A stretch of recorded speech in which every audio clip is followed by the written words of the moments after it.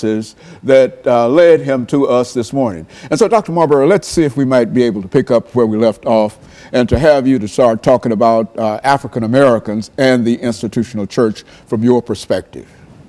Well, I think what's foundational for the institutional church for African Americans, and perhaps foundational for most churches, but particularly for black churches, is the Bible.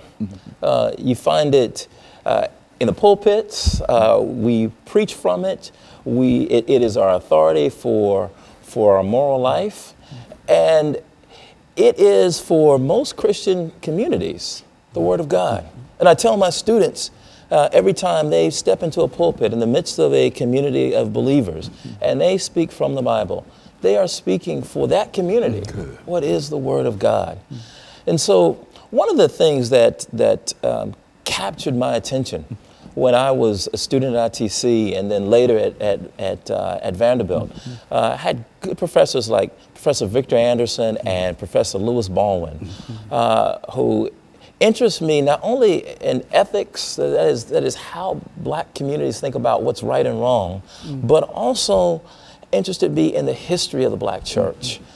And from that standpoint, I wanted to know, well, why do black churches, why do churches in general think of the Bible and use the Bible so differently? For example, you look in Nashville and you've got churches from one end of the city to the other.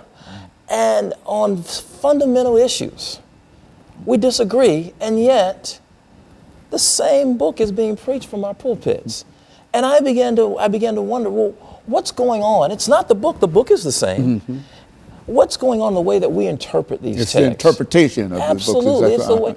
And so I wanted to study how African Americans historically have interpreted the Bible.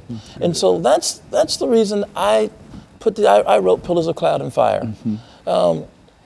It begins to look at African American biblical interpretation from the antebellum period, starting with slavery. And I look at various examples. A radical example and a conservative example in the antebellum period, beginning with Absalom Jones and David Walker. I move on to look at Reconstruction with Frances Ellen Watkins Harper and John Jasper.